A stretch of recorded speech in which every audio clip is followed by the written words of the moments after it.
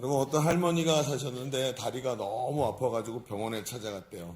막 비도 오고 막 그래서 날씨가 부져갖고 심해진 것 같아서 다리를 보여주면서 의사 양반 왼쪽 다리가 콕 쑤시는데 계속 신경통이 도지 않나 봐요. 너무 아파 죽겠어요. 요 며칠 너무 심해요. 막 이렇게 얘기를 한 거예요. 그랬더니 젊은 의사가 그 할머니 얘기를 듣지, 그러세요? 몹쓸 병은 아닐까? 그러면서 얘기를 했어요. 그랬더니 이 할머니가 근심이 가득 찬 표정으로 얘기했는데 의사는 대수롭지 않다는 듯이 할머니 걱정 안 하셔도 돼요. 다들 나이가 들면 다 퇴행성으로 오는 증상인 거예요. 그냥 다 자연스러운 거 이렇게 말을 한 거예요. 이 의사가 젊어가지고 할머니의 마음을 이해를 못한 거죠. 이 성의 없는 의사의 대답에 화가 난 할머니가 소리를 버럭 질렀다는 거예요. 이봐 의사 양반 잘 좀 봐요.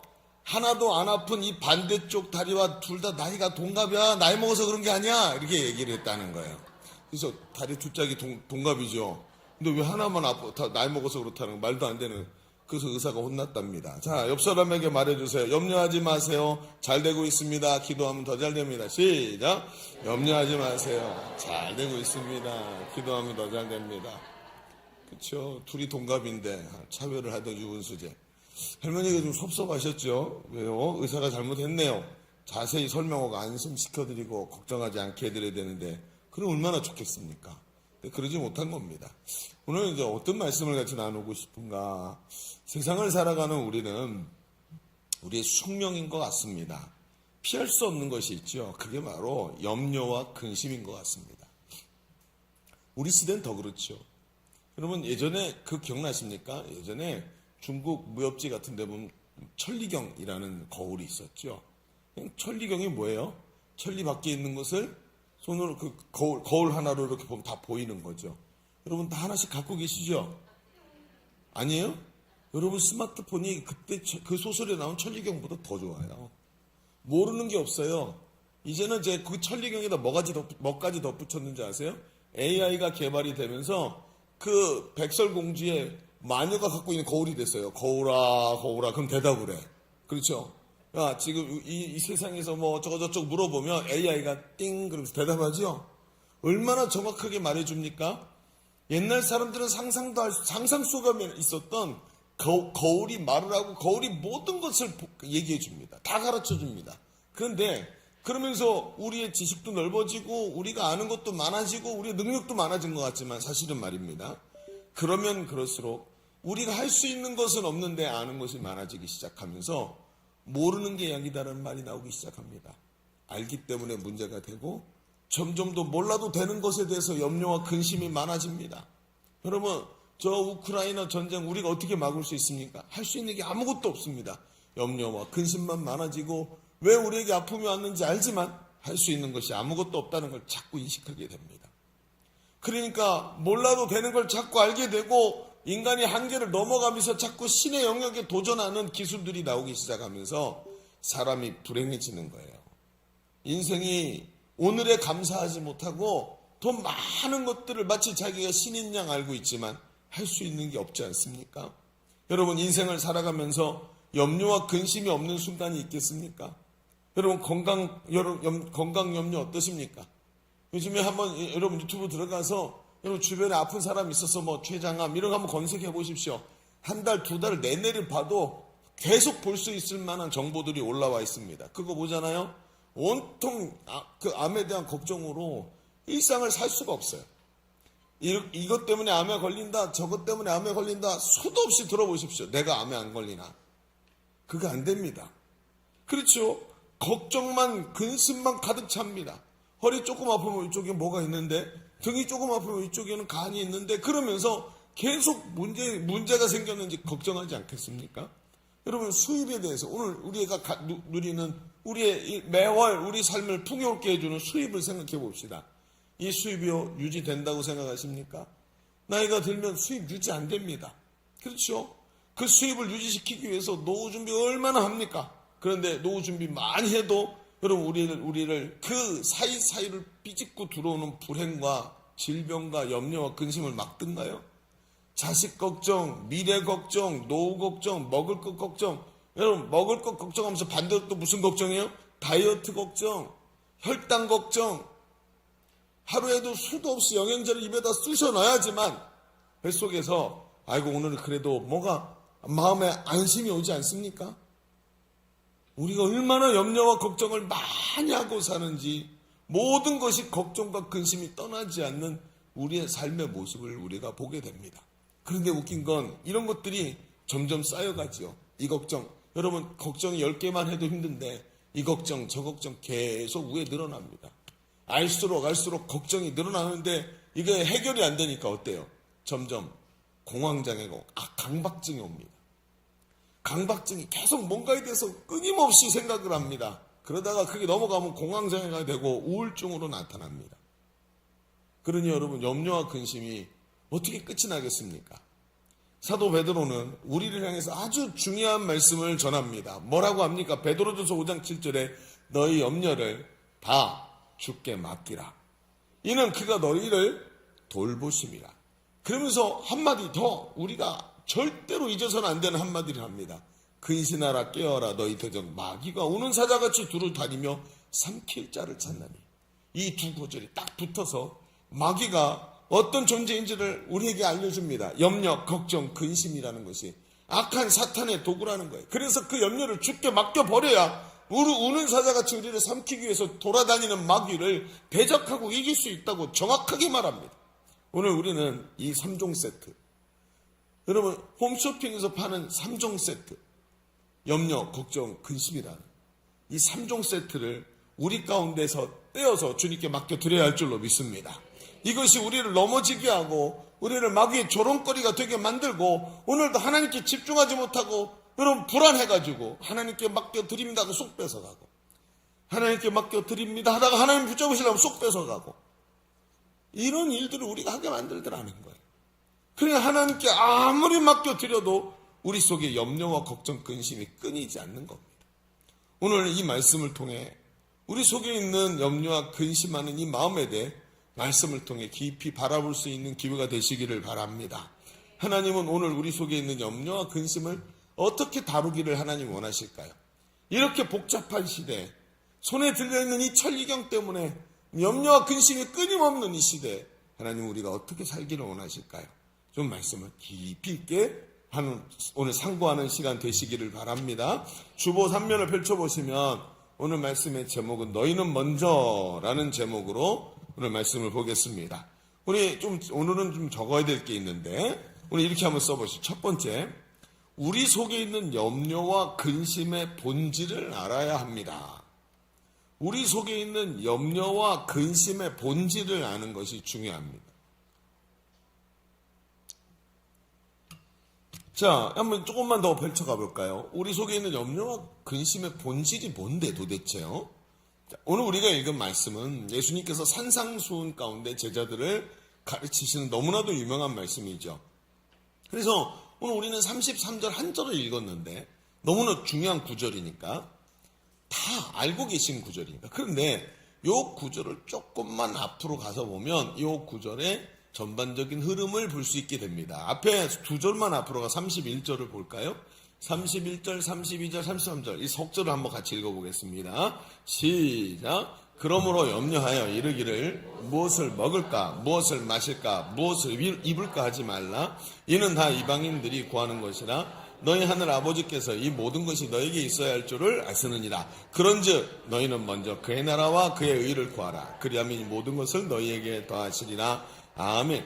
자, 이제 내용이 전체가 보입니다. 아, 그렇구나. 일부만 봤던 건데 조금 빼니까 전체가 보여요. 여러분, 지금 예수님께서 뭐에 대해서 말씀하시는 거죠? 세상에서 우리에게 다가오는 염려입니다. 그 중에서도 무엇을 먹을까, 무엇을 입을까. 그렇죠? 이 무엇을 먹을까, 무엇을 입을까, 생활에 다가오는 염려에 대해서 얘기하는 겁니다. 세상 일에 대해서 염려하는 것을 말하는 것이죠. 육신의 일을 염려하는 것입니다. 세상 일을 염려하지 말라. 오히려 먼저 하나님의 나라와 그의 의를 구하라. 그러면 하나님께서 이 모든 것을 주시겠다. 우리는 지금까지 이 말씀을 이렇게 들어왔습니다. 그래서 문제가 됐던 것입니다. 우리가 세상에서 당하는 걱정과 근심을 하나님 너무나도 잘 알고 계신다. 그래서 이 말씀이 바로 하나님께 축복받고 염려와 근심을 퇴치하는 방법으로 염려를 주께 맡겨드려라 이러면서 우리에게 얘기하는 것으로 우리가 들었다는 것이죠. 그런데 이 말씀의 본질은 그런 뜻이 아니라는 걸 성경을 조금만 더 자세히 들여다보면 그 깊은 뜻이 보이기 시작합니다. 자, 오늘 이 말씀의 얘기를 좀 같이 제가 나눠볼 테니까 들어보십시오. 오늘 이 말씀은 산상수훈에 보면 예수님께서 여러 테마를 끄집어내셔서 말씀을 뜩뜩 전하셔요. 그래서 마치 이 바구니 들었다가 내려놓고 저 바구니 들었다가 하는데 그 중에 뭐냐면 삶에 대한 애착에 대해서 말씀하시는 바구니를 두셨어요. 그런데 오늘 19절에 그렇게 해서 주제가 쓱 바뀌면서 19절로 넘어오면서 뭐라고 얘기를 하냐면 이렇게 말씀하세요. 너희를 위하여 보물을 땅에 쌓아두지 말라. 거기는 좀과 동록이 해하며 도둑이 구멍을 뚫고 도둑질 않으니라 하면서 우리의 보물, 제일 소중한 것을 말하는 거죠.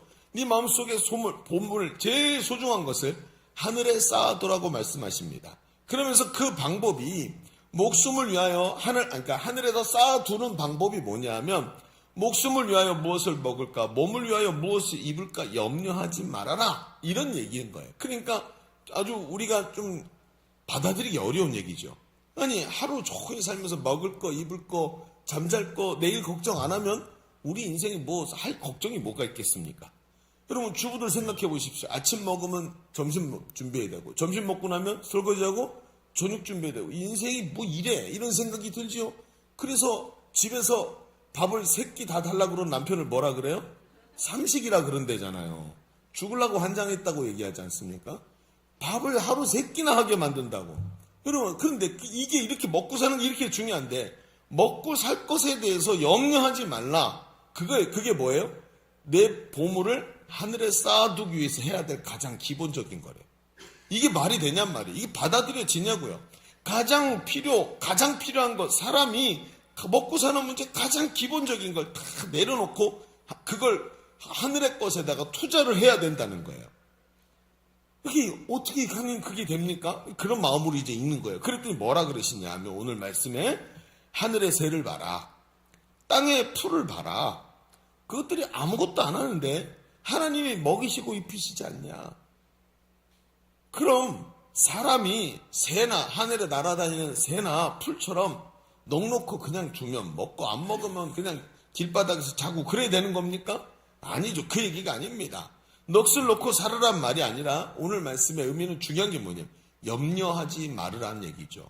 염려가 바로 세상이 네 마음을 갉아먹는 방법이라는 거예요. 그럼 어떻게 살아야 된다? 염려하지 않고 어떻게 해야 그 먹고 사는 문제를 해결합니까? 하나님께 맡겨드릴 수 있습니까?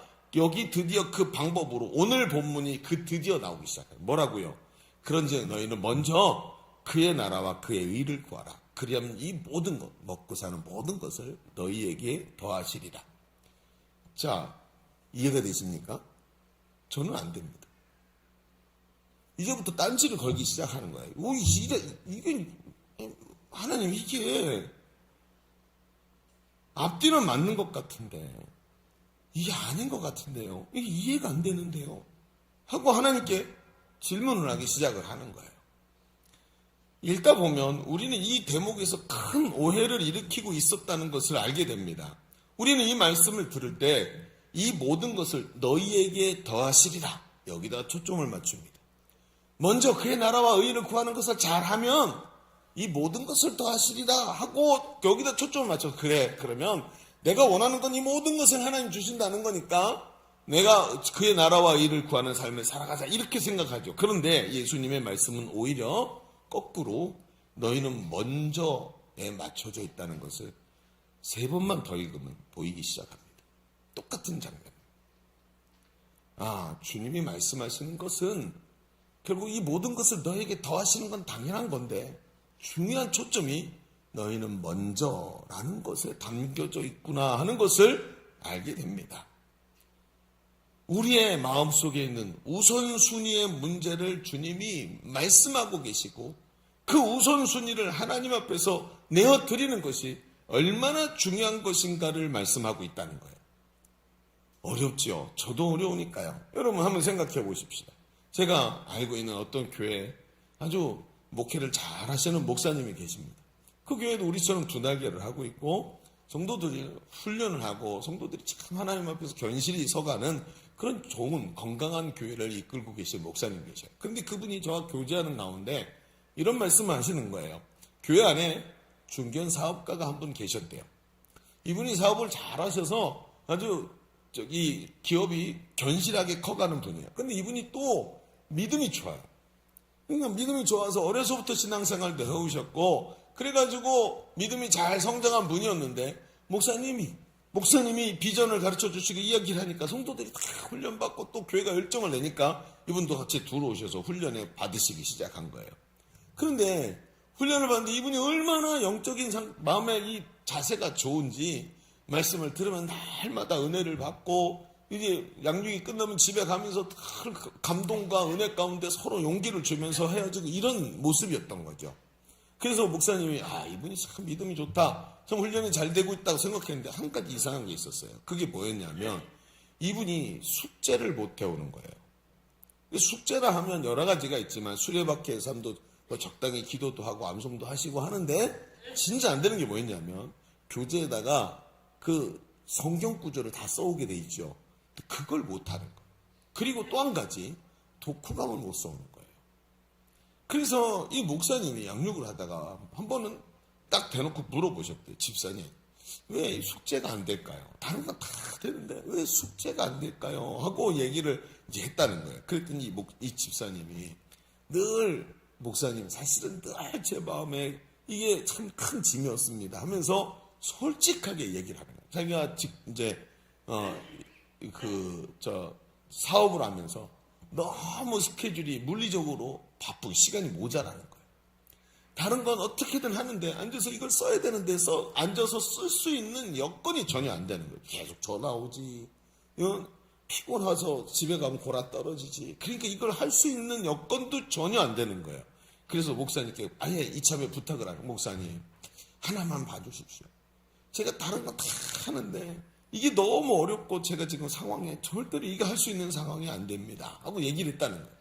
그래서 이 목사님이, 그래, 이분이 믿음도 좋고 성품도 참 뛰어나고 가슴에 열정도 있고 양육할 때마다 변화가 일어나니까 나눔도 너무너무 잘하시고, 그러니까 이분에게 이 부분은 어쩔 수 없는 부분이구나 하고 눈을 감아주셨다, 그렇게 얘기를 하셨다는 거예요. 그리고 훈련을 잘 받아서 매일같이 은혜를 받고 제자대학을 딱 끝나고 졸업을 시켰다는 거예요. 졸업식 때 얼마나 사강모 쓰고 얼마나 은혜롭게 졸업식을 잘했는지요. 그리고 시간이 얼마나 흘렀을까. 어느 날 교회 안에 어떤 결정의 문제가 딱 들어오게 됐는데 이분이 그 문제에 있어서 이야기를 하면서 자기가 갖고 있는 생각이 굽히지를 않더래요. 이게 옳다는 거예요. 그래서 아무리 얘기를 해도 그 여기가 그분한테 들어가지는 않고 굽히지는 않고 있다가 나중에는 그게 문제가 돼갖고 커지고, 그리고는 분란이 생겨갖고 그분이 교회를 떠나버리시게 됐다는 거예요.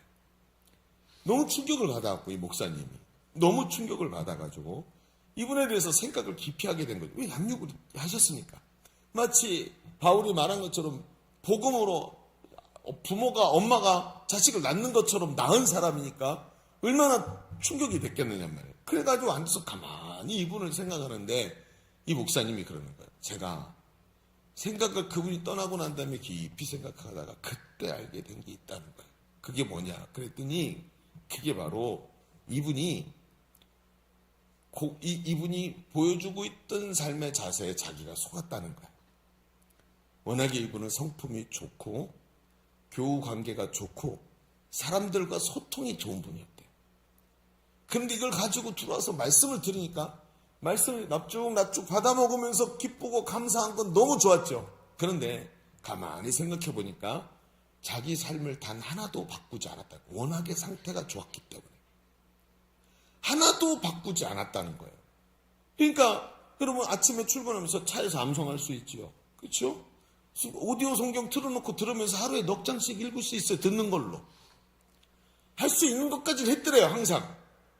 그런데 가만히 생각을 해보니까 제자대학에서 훈련받으면서 변화되십시오 하면서 줬던 것들은 하나도 변화를 시키지 못해요. 즉 하루에 30분이라도 앉아서 교재를 펼쳐놓고 성경을 옮겨 쓰는, 한 절 한 절씩 옮겨 쓰는 그거를 30분씩 이틀, 3일만 하면 되는 건데 그 시간마저도 변화를 시키지 않았던 거예요.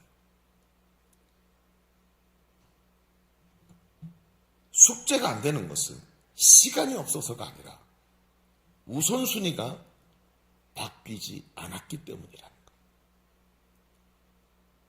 그러니까 다른 말로 자기 주장이 너무 세가지고 자기가 생각하는 자신의 삶이 너무 옳은데 말씀은 기쁜데 그 말씀에 따라 나를 변화시키는 일은 하지 않았다는 것입니다. 오늘 이 얘기가 저는 지금 들은 얘기를 그대로 여러분에게 전달을 하는 겁니다. 자기 생각이 자기 주인이고 자기가 세우는 자신의 삶의 패턴과 철학과 우선순위가 자기를 정확하게 붙잡고 전혀 바뀌지 않았다는 얘기가 되는 것입니다. 여러분, 우리에게로 한번 이 얘기를 가져와 보십시다. 주일 성수 하나만 얘기를 해보시죠. 제가 참 이해가 안 되는 것 중에 하나가 주일 성수입니다. 하루 일주일 내내 내가 바쁘고 정말 내가 하고 싶은 일들을 하고 삽니다. 열심히 돈도 법니다. 취미생활도 합니다. 그런데 일주일에 하루, 주일날 하나님이 나를 보내신 우리 교회에서 나에게 맡겨준 자리에 서서 하나님께 예배하는 자리를 하루도 아닙니다. 길면 1시간 반에서 2시간 정도 그렇게 예배를 드리는 겁니다. 그런데 이상하지요? 뭔가 그 사이를 탁 치고 들어오면 아주 쉽게 자리를 쑥 내줍니다. 아니, 약속이 있어가지고요. 하나님과 약속하신 거예요. 이미 선약이 있는 겁니다. 근데 어떻게 이렇게 될까요? 제가 가만히 생각을 해봤어요. 이게 무슨 얘기일까? 도대체 무슨 얘기입니까?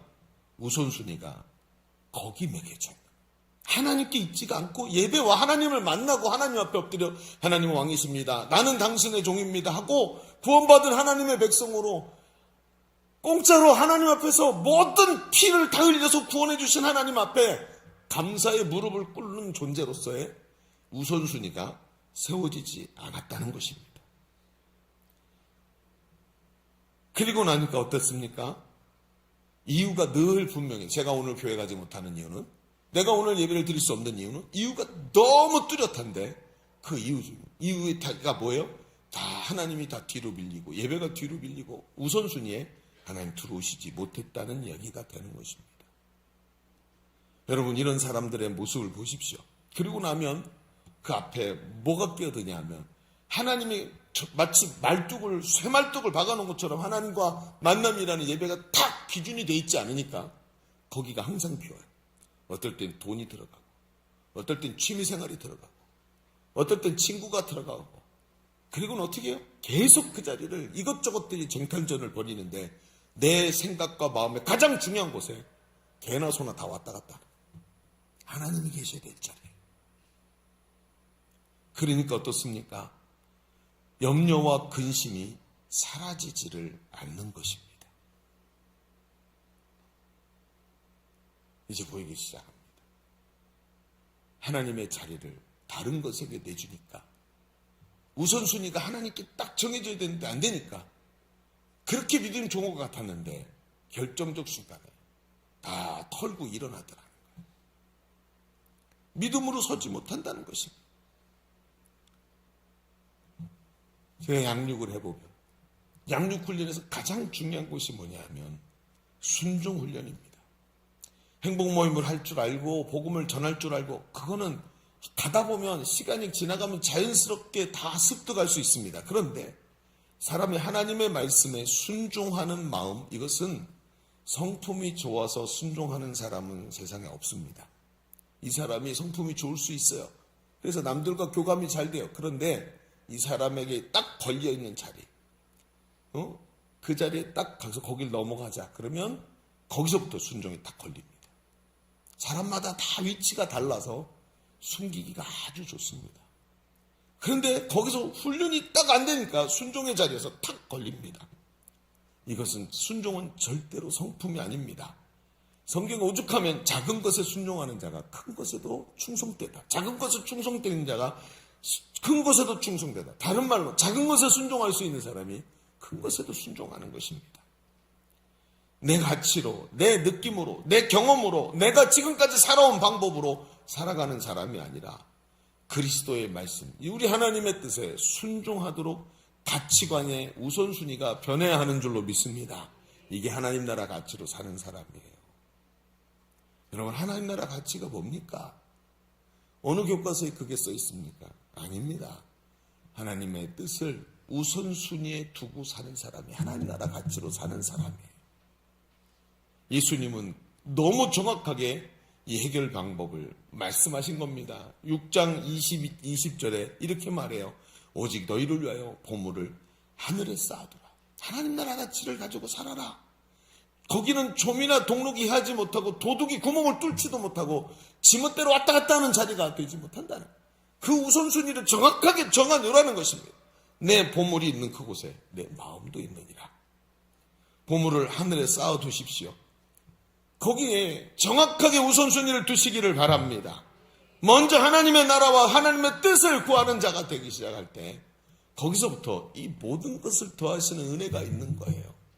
자, 우리 첫 번째 얘기를 좀 정리해 봅시다. 지금까지 우리는 염려와 근심에 대해서 이야기를 나눴습니다. 그 중에 첫 번째로 우리 속에 있는 염려와 근심의 본질이 무엇인가 하는 이야기를 나눴습니다. 그 본질이 뭡니까? 우선순위가 밀려있기 때문입니다. 그래서 하나님의 자리를 엉뚱한 놈이 들어와서 내가 하나님이다 하고 앉으니까 염려와 근심이 끊이질 않는 거예요. 예수님께서 선언하신 먼저 그의 나라와 그의 의를 구하라. 먼저 구하라. 너희는 먼저 해야 될 것. 이거 절대 너 양보하지 말아라 하신 말씀을, 모든 것을 더하시겠다는 그 말씀을 붙잡으시기를 바랍니다. 오늘 염려를 주께 맡겨버리라는 사도 베드로의 간곡한 권면을 듣고 세상 가치에 잡히는 게 아니라 하나님 나라 가치로, 그리고 우리가 오늘 말씀드린 것처럼 우선순위가 바뀌어서 하나님 앞에 서는 귀한 믿음의 사람이 되시기를 바랍니다. 자, 정리해보면 우선순위를 정하라. 그러면 이 모든 것을 더하시겠다. 이런 말씀이 되지요. 그러고 나서 보니까 또 이상한 거예요. 그러면 조건절이라는 게 그냥 또 남는데 이 무슨 말씀일까? 하나님은 한 번도 이 조건을 채우면 이렇게 해주겠다. 그런 장면은 11조 말씀하신 데 말고는 없어요. 네가 이렇게 하면 내가 이렇게 하마. 이런 장면이 별로 없어요. 근데 이건 너무 이상하잖아요. 그럼 우선순위를 정하라. 그러면 이 모든 것을 너에게 더하리라. 이런 뜻일까요? 마치 무슨 일종의 마법 주문 같은 그런 일들을 하면 이렇게 해주겠다. 이런 이야기가 맞을까요? 하면서 가만히 보는데 한 단계 더 들어가야 되는 게 있구나. 여기서 이제 그럼 우리는 뒤에 있던 이 모든 것을 너희에게 더하시리라 라는 말씀을 이제 다시 봐야 됩니다. 이거 뭐가 앞뒤가 안 맞는 거니까. 무슨 얘기일까? 가만히 말씀을 봅시다. 두 번째 이렇게 한번 써보시죠. 자, 앞에 그의 나라와 그의 의를 구하라 그랬죠. 자, 이것은 써보세요. 이것은 하나님의 주권을 인정하는 행위입니다. 그의 나라와 그의 의를 구하는 것은 하나님의 주권을 인정하는 행위라는 거예요. 자, 오늘은 이야기를 들으면서 좀 그런가 하고 듣는 이런 앞으로 나오는 도전 정신이 좀 필요한 시간입니다. 좀 얘기를 들어보십시다. 하나님의 주권을 인정하는 행위다. 하나님의 나라와 의를 구하는 것이, 자, 얘기를 들어보십시오. 그러면 한번 생각해 봅시다. 말 그대로 나라와 의를 구하라 라는 말이 무슨 뜻일까요? 여러분, 제가 여러 번 우리 이 자리에서도 같이 말씀을 나눴기 때문에 기억하시겠습니다만, 나라는 주권과 통치를 말합니다. 다시 말해서 다스림을 얘기해요. 그래서 성경에는 나라와 상반되는 조건으로 민족을 얘기합니다. 근데 민족은 혈연 지연이 같은 거죠. 그런데 구약 시대에는 민족이라는 얘기를 많이 했고 아브라함의 자손 얘기했지만 신약으로 넘어오면 하나님의 나라 얘기가 훨씬 많습니다. 그러니까 민족이 나라와 다르고 나라라는 것은 하나님의 통치를 말하는 것이지 그냥 혈연 지연이 같아서가 아니라는, 어떤 통치 아래 살아가는 애가 나라죠. 그렇습니다. 하나님의 나라는 하나님께서 주권자이시기 때문에 하나님의 나라에는 하나님의 뜻, 즉 하나님의 법이 통치 체제로 움직이는 겁니다. 그래서 사망의 법이 아니라 내 속에, 그 나라에서는 생명의 성령의 법이 다스리죠. 예수님께서 뭐라 그러셨습니까? 하나님의 나라는 여기 있다 저기 있다 할 것이 아니라 너희 속에 있느니라. 할렐루야. 예수 그리스도가 우리 안에서 하나님의 나라를 시작하신 줄로 믿습니다. 그래서 내 안에 하나님께서 들어와 계시고 성령이 계시고 그분이 나를 풍성히 충만하셔서 나를 다스릴 때 나는 없고 그분만 남는 것. 이게 뭐예요? 성령 충만. 그렇죠? 나는 내 뜻은 없고 그분의 뜻만 남는 것. 그분의 통치가 일어나는 거예요. 그래서 이게 중요한 겁니다. 어느 날 보니까 내가 그리 원했던 육신의 정욕, 안목의 정욕, 이생의 사랑은 싹 사라지고 성령의 소욕이 나를 다스리는 거룩한 삶이 내 속에서 아름답게 일어날 줄로 믿습니다. 그게 하나님 나라가 내가 원하지 않았는데 그게 너무 좋아서 나도 모르게 그 일을 하고 있는 나를 발견하는 거예요. 그러면서 그 법 아래서 보니까 우리가 잘 알듯이 그 법 아래, 하나님의 나라의 법 아래 들어오니까 눈먼 자가 보게 되고 가난한 자가 부욕해 되고 눌린 자와 포로된 자가 자유를 얻고 그러면서 이 나라와 이 나라의 법이 통치하고 계시는 장면들이 보이는 거예요. 이게 뭡니까? 하나님이 나의 주권자시라는 거죠. 그래서 여러분 전도는 이렇게 하는 겁니다. 내가 전도할 사람이 당신을 보니까 당신의 마음속에는 하나님이 계시는 것 같다. 인간의 욕심 따라 살지 않고 그렇게 하나님의 뜻에 따라 사는 걸 보니까 당신은 하나님이 다스리는 사람 같다. 여러분 이게 우리에게 최고의 축복인 줄로 믿습니다. 최고의 칭찬이에요. 내 당신 보니까 당신 속에는 하나님 살아계신 것 같다. 이 한마디 들으면 가장 영광스럽게 생각하셔야 됩니다. 얼마나 귀한지요. 하나님의 주권을 드러내는 삶이죠. 그게 바로 오늘 말씀에 너희는 먼저 그의 나라와 의를 구하라 하시는 말씀의 그 뜻입니다. 하나님의 다스리심을 우리가 받아들이는 삶을 살라는 거예요. 조금 여기서 좀 옆으로 자꾸 빠져나가 보세요. 제가 이번 주에 어떤 분이 올린 글을 좀 보게 됐어요. 너무 당연한 얘기지만 당연한 것을 읽으면서 야 이렇구나 하는 생각을 하게 됐어요. 무슨 얘기냐면 이런 얘기를 하는 거예요. 하나님은 왜 우리에게 환난과 어려움을 허락하실까? 이게 제목이었습니다. 저도 늘 설교에서 했던 얘기니까 모르는 얘기 아니지요. 그래서 그냥 뭐 그런가 보다 하고 읽었는데 이분이 이렇게 써놨어요. 먼저는 이 환난과 어려움이 하나님이 조장하신 것이 아니라는 사실을 인정해야 된다. 우리에게 오는 환난과 어려움은 죄의 결과물이죠. 죄로 인해서 타락한 자에게 오는 저주와 그 죄의 그 통증이 우리의 삶 가운데 오는 겁니다. 그러니까 죄의 결과로 우리에게 찾아오는 것이 환난과 어려움인데 하나님이 그것을 그냥 허락하시더라는 거예요. 더 야속하죠. 아니 알면서도 안 막아주셨다니. 환난과 어려움을 주시고 하나님 허락하셨고 지나가게 만들어서 그냥 눈 감아 죽게 하고 지나가서 우리가 오늘 환난과 어려움의 고통을 당한다는 거예요. 더 어려운 거죠. 그런데 왜 이렇게 허락하시느냐 이 얘기가 곧 뒤에 나오는 거예요. 왜 그러냐 하면 그 환난과 어려움이 우리 한계를 경험하게 만들기 때문에 그때 비로소 사람이 내 힘으로 안 되는구나 하고 느끼게 된다. 이게 환난과 어려움이 주는 가장 중요한 유익이라는 거예요. 저희 아이가 하나가 어렸을 때 이름을 밝히면 안 돼요. 셋 중에 누구 하나겠죠? 저희 아이 하나가 어렸을 때 이제 운동회를 하러 갑니다. 운동회를 하고 저녁 때 오후에 집에 왔는데 씩씩거리면서 승질을 내는 거예요. 왜 그러냐 했더니 보니까 팔뚝에 달리기를 했는데 뭐 8명씩 9명씩 달리기를 하잖아요. 근데 1등 도장, 2등 도장이 팔뚝에 3등 도장이 딱 찍혀 있더래요. 그래서 지 엄마한테 딱 보여주면서 딱 보여주는 거죠. 그래서 막 승질내는 왜 3등 했네 오늘? 그랬더니 엄마 나는 진짜 정말 최선을 다해서 달렸거든. 진짜 그 줄에 정말 마음에 안 드는 애도 있었고 쟤는 꼭 이겨야지 막 이런 생각도 있었겠죠. 그래가지고 최선을 어렸을 때 젖먹던 힘까지 다 뽑아내서 최선을 다해서 달렸거든. 근데 왜 1등을 못했을까? 이게 화가 난다는 거죠. 여러분 지금도 그런 생각은 하지 않겠죠. 물론 당연히 그 생각은 안 할 겁니다. 근데 그때는 그 말이 이게 합당한 거죠. 왜? 최선을 다했으면 그 대가가 나와야 되잖아요. 이해가 안 되는 거죠. 당연한 겁니다. 그건. 여러분 우리 한번 생각해 보십시다. 최선을 다했습니다. 정말 농땡이 피지 않고 우리 인생을 낭비하지 않고 열심히 살았습니다. 그런데 어느 날, 내 힘으로 안 되는구나. 안 되는 것도 있구나. 여러분, 어디서 제일 많이 느끼시죠? 자식 키우면서 부모들이 반드시 느끼는 자리. 옛날 어머님이 하셨던, 너도 너 같은 자식 낳아서 키워봐라. 그 말이에요. 팍 와서 닿지요. 내 힘으로 안 되는 게 있구나. 때려 죽일 수도 없고 어떡하냔 말이에요. 그러면서 어떻게 해요? 하나님, 이 일을 해결하실 분은 하나님밖에 없습니다. 그리고 하나님을 의탁하게 된다는 거예요. 만약에 그 환란이 없으면 정말 하나님께 나가겠느냐는 거예요. 아니죠. 저는 생각해봐서 실제로 객관적으로 생각해보니까 얼마나 교만한지 제가 만약에 전혀 환란이 없고 원하는 것이 다 된다면 하나님께 안 갈 것 같아요.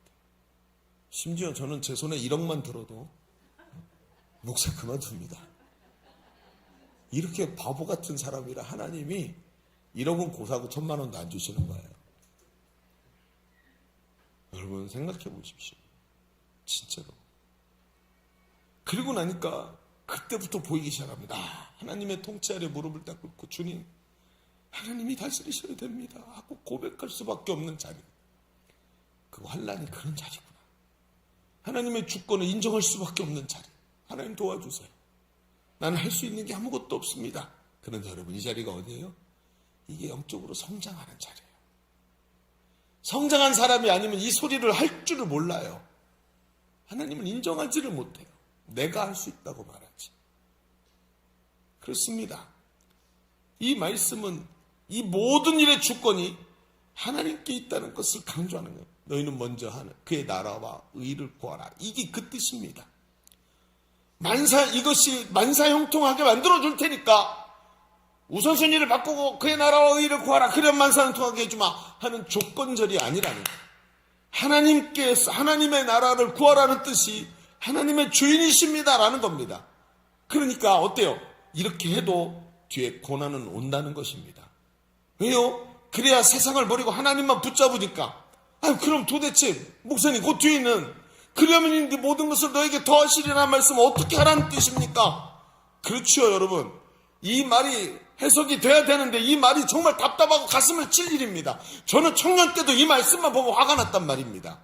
그런데 한번 생각해보고 바로 다음 절을 보십시오. 뭐라고 써 있습니까? 그 바로 다음 절에 30절에 이렇게 돼 있어요. 30절. 아니구나. 자, 그 다음 절을 보십시다. 30절에 오늘 있다가 내일 아궁이에 던져지는 들풀도 하나님이 이렇게 입히시거든. 하물며 너일까 보냐. 이 믿음이 적은 자들아. 자, 이제 갑자기 감이 오시는 분들이 계십니까? 이게 무슨 뜻인지 알겠다. 감이 오신다면 여러분은 영적으로 충만하신 분들입니다. 대단한 겁니다. 자, 감이 벌써 오십니까? 무슨 얘기일까요?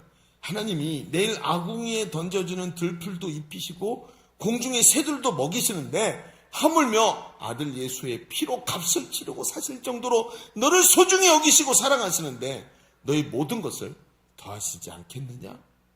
무슨 얘기지요? 결과와 상관없이 결과를 주님께 맡기고 하나님의 주인 되심을 인정하라는 뜻이에요. 내가 원하는 것보다 더 좋은 곳으로 주실 것이다. 내가 원하는 것을 골라서 취하는 게 아니라 하나님이 내가 원하는 것보다 더 좋은 곳으로 우리에게 주시는 분이니까 그런 거 신경도 쓰지 말아라. 신경 안 써도 줘. 걱정하지 마. 아궁이에 던져지는 들풀도 하나님이 이렇게 입히시는데 하물며 너일까 보냐. 이런 말씀이라는 것입니다. 아주 중요한 얘기입니다. 오늘 여러분 15단기 선교사로 선교사 파송 예배를 우리 3시 예배 때 드리게 됩니다. 정말 너무나도 감사한 것은 14호 선교사 우리 정용준 선교사를 보내고 돌아온 다음에 정용준이 조금 있으면 군대 갔다 제대할 때까지 선교사를 못 보냈어요. 지금 얼마나 된 거죠? 2년 된 겁니다. 2년 선교사 보낸 지 2년 된 거예요. 만 2년 동안 선교사가 끊어진 겁니다. 우린 6개월에 한 명씩 선교사를 보내서 1년 사역하고 돌아오고 하면서 그 선교사들이 돌아온 선교사들이 얼마나 하나님 앞에서 헌신되게 지금도 하나님의 교회를 지키고 있습니까? 선교사 3호로, 목회자 3호로 빠져나가서 결혼해서 빠져나간 그런 자매들 말고는 그들도 우리는 파송한 거니까 전체가 다 하나님 앞에서 한 사람도 잃어버리지 않았어요. 저는 그 중에 한 사람 잊어버린 줄 알았는데 그게 아니고 늘 기둥 뒤에서 예배를 드려서 한 3년 안 보였더라고요. 여러분, 기둥 뒤에 좋은 자리 아닙니다. 3년을 앉아 있었던 제가 3년을 예배한 사람이 교회 안 왔다고 생각을 한 거예요. 진짜 농담이 아닙니다. 진짜 예배 시작하고 기도할 때 들어와서 어떻게 또 그렇게 칼같이 맞춰서 들어오는지, 제가 눈 감고 있을 때 기둥 뒤에 앉았다가 축도할 때 나가니까 저는 못 본 거예요. 3년을. 늘 와서 예배를 드렸대요. 깜짝 놀랐죠. 진짜로 있었어요. 그러고 나서 보니까 잊어버린 사람이 하나도 없고 오히려 지금 더 열정적으로 사명 감당하는 거예요. 그러니까 선교사가 보냈던 사람들이 하나도 잊어버린 사람이 없는 거예요. 뿐만 아니라 얼마나 잘 감당하는지 하나님의 일을. 여러분, 그런데 이번에 이제 15호 선교사가 파송이 되게 됐죠. 근데 이 친구가 군대를 갔는데 군대 갈 때까지 청년부가 들어와가지고 1년 동안 있었으니까 양육반 제자학교까지 하고 갔겠죠. 그럼 제자대학 1, 2학기를 한 적이 없고 아직 셀리더가 아닌 거예요. 그러니까 이제 선교사 파송이 돼야 되니까 훈련을 받아야 되는데 이 6개월 동안 제자대학 1학기, 2학기를 한꺼번에 받았어요. 훈련을. 밥을 배로 먹은 거예요. 그래서 화요일 날도 양육받고 목요일 날도 양육받고 좋았죠. 늘 은혜 받고 좋지만 지난주 징계 때문에 죽을 뻔했죠. 2번을 다 떼어서. 뭐 화요일 날 징계 떼고 저 평생 처음이었습니다. 저와 함께 이렇게 계속 징계를 띄는 사람이 있으리라고는. 그래서 같이 징계를 받았는데 첫 번째 징계를 받더니 끝나고 소감을 말하니까 별로 안 힘들대요. 왜? 덩치가, 키도 크고 덩치도 있고 군대에서 막 제대해가지고 매일 아침에 뛰던 거 그냥 뛴 것 뿐인 거예요. 그러니까 징계가 아니라 놀러 나온 거죠, 이 친구가. 그래서 제가, 여러분 봐라, 목요일 날 보자. 그래서 이제 생각을 했죠. 제가 더 빨리 뛸 생각했지만 사실은 저는 더 늦게 뛰었어요. 죽을 뻔했습니다. 그래서 그날도 두 번째 징계를 딱 뛰고 도착을 했는데 막 헉헉거리면서 막 들어오는 거예요. 저는 이제 늦게 가면 징계 아니 한번 못하니까 숨이 끊어져도 저는 끝까지 뛰어야 됩니다. 그래서 막 뛰었는데 딱 도착하는데 우리 권사님들 막 집사님들 들어오시는데 막 요단강 건너갔다가 돌아오고 막 천국문 앞에서 노크하다가 천사가 다시 가. 그래서 돌아오신 그 표정으로 다 도착을 한 거예요. 끝까지 왔죠. 근데 우리 박주환 선교사가 딱 왔네요. 와가지고 헉헉거리는데 헉헉거리지도 않고 딱 서갖고 이러고 가만히 있는 거예요. 그래서 나눔을 하는데 그 바람 부는데 나눔을 같이 합니다. 박주환 선교사 차례가 탁 된 거죠. 나눔을 하는데 이런 얘기를 하는 거예요. 자기가 화요일 날 만만하게 보고 이제 뛰면서 보니까 뒤에서 늦게 가시는 분들이 있어서 옆에서 보조를 맞추면서 함께 도와주려고 천천히 뛰었대요. 저랑 점점 멀어지는 거. 저는 앞에 있어야 되니까. 그러면서 그리고 이제 같이 뛰는데 그 장면을 이렇게 보고 있는데 갑자기 하나님의 음성이 확 들리는 거예요. 뭐라고 들렸냐면 너 이렇게 멀어지면 따라잡을 수 있니? 라고 물어보더라. 당연히 따라잡죠. 체력이 어딘데. 그러니까 그런데 그 얘기를 하는데 계속 이제 질문이 오는 거야. 네가 그렇게 체력이 좋아? 이렇게 느슨한 자세로 느슨하게 훈련 받으면 될까? 너 내일이 있다고 누가 장담할 수 있니? 라고 물어보시더라. 너 내일이 있다고 누가 장담할 수 있니? 너한테 내일이 있다고 누가 말해주디? 내일은 오늘 받은 훈련을 오늘 놓치면 내일 다시 회복하겠다고? 네가 그 자세로 훈련을 받아서 여기까지 왔구나. 너 내일이 있다고 누가 말해주니? 누가 장담해주든 하고 물어보시더라고요. 오늘 기도에 집중 못하면 내일은 그럼 그 기도를 회복할 수 있을 것 같니? 하고 얘기하세요. 오늘 수레바퀴 살 못하면 내일은 수레바퀴 살면 할 수 있다고, 내일이 온다고 네가 어떻게 장담할 수 있니? 라고 물어보시더라는 거예요. 너무 놀라가지고 그 뛰면서 계속 그 하나님의 음성을 들으면서 놀라갖고 그 말씀을 계속 묵상하면서 뛰었다는 거예요. 그러면서 이제 회개하는 거죠. 화요일날 제가 체력이 너끈하다고 말했었는데 하나님이 충격을 주시는 거예요. 근데 제가 그 말을 듣는데 너무 저도 크게 소름이 돋는 거예요. 왜냐하면 가르쳐준 적이 없는데 이걸 뭐라고 얘기하냐 하는 말입니다. 이걸 종말신앙이라고 부릅니다. 종말신앙이라는 것은 시한부 종말론하고 다른 거예요. 종말신앙이라는 거 아주 건강한 겁니다. 오늘이 마지막 날이라고 생각하고 살아가는 거예요. 왜? 내일 주님이 재림하실지도 모르니까. 여러분, 이런 사람의 삶이 어떨까요? 매 순간 오늘이 마지막이라고 생각하면서 달려가야 한다는 이 깨달음이 얼마나 중요한 겁니까? 이것이 종말신앙입니다. 가장 건강한 신앙체계입니다. 반드시 종말이 온다. 오늘 하나님 내게 주신 일을 오늘 기쁨으로 감당할 수밖에 없고, 오늘이 하나님 앞에서 내가 해야 될 최고의 날이라고 믿고 오늘을 달려가는 삶. 이런 믿음을 가지고 있으면 여러분 어떨까요? 이런 믿음을 가지고 살아간다면 오늘 말고는 내일이 없는데 무슨 염려와 근심이 다가오겠습니까? 하나님께 맡겨드리고 주님 나라를 바라보면서 살아가는데, 그러니 어때요? 하나님의 통치를 쫙 받고 그 통치 아래서 오늘을 살아가는 신앙체계. 오늘 하루 1승을 위해서 살아가는 것이지, 여러분 마지막에 우승하려고 사는 게 아니라 오늘 하루를 1승하기 위해서 살아가는 삶의 체계. 얼마나 중요합니까? 어떤 분이 그래요. 목사님, 제가 믿음으로 살려고 요즘 신앙생활을 열심히 하면서 하는데 주변이 도와주질 않아요. 제가 얼마나 이걸 유지할 수 있을지 모르겠어요. 염려가 되죠? 당연히 그렇죠. 직장 생활하고 사회생활하면 당연히 염려가 되죠. 그런데 중요한 게 뭡니까? 오늘 하루만 그렇게 사는 거예요. 그게 종말 신앙이에요. 내일 아침에 일어나잖아요. 오늘 하루만 그렇게 사는 거예요. 그 다음날 아침에 일어나잖아요. 내일 주님이 오시기 때문에 오늘 하루만 또 하나님 앞에서 최선을 다해 사는 거예요. 우리는 내일이 없습니다. 오늘을 살아가는 사람들인 거예요.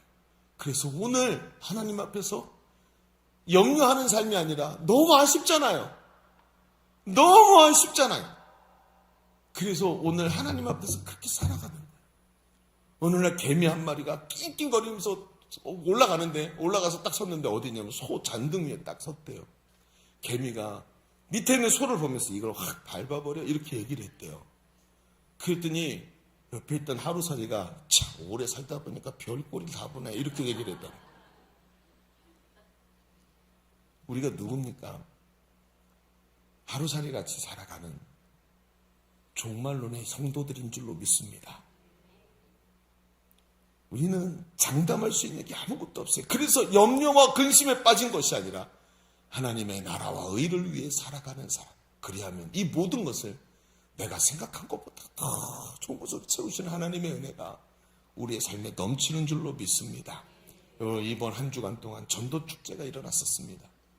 수요일날 교회 주차장이 꽉 차서 사람이 들어갈 수가 없었고, 전도축제를 하겠다고 온 사람들이 그득 서서 거기서 같이 전도를 하고 일주일 내내 저 뒤에 기도실이 꽉 차가지고 계속 기도하는 소리가 들리고, 위에서는 화장실 공사하고 막 사방에서 김장하고 하면서 모든 성도들이 하나님 나라와 의를 위해서 일하면서 그 전도 릴레이, 기도 릴레이와 이 전도 축제를 즐기는 그 모습을 보면서 저는 최고의 한 주간을 보냈습니다. 여러분, 결과와 상관없이 하나님이 주인이시라고 믿으면 이런 기쁨으로 살아가게 될 줄로 믿습니다. 그분이 인도하십니다. 반드시 모든 것을 합력하여 선을 이루실 줄로 믿습니다. 그래서 우리는 먼저 그의 나라와 의를 구하는 먼저의 삶을 살아가는 거예요. 오늘 말씀 한 구절만 읽고 마무리하십시다. 마태복음 6장 30절 앞에 읽었던 말씀을 함께 읽겠습니다. 시작. 오늘 있다가 내일 아궁이에 던져지는 들풀도 하나님이 이렇게 입히시거늘 하물며 너희일까 보냐. 믿음이 적은 자들아. 할렐루야. 오늘 먼저 하나님 앞에 서시기를 주님의 이름으로 축원합니다. 그 믿음 가지고 서면 하나님 반드시 우리에게 기쁨과 그 하나님 주시는 강력한 담력을 주셔서 승리하게 하시는 귀한 삶이 될 줄로 믿습니다.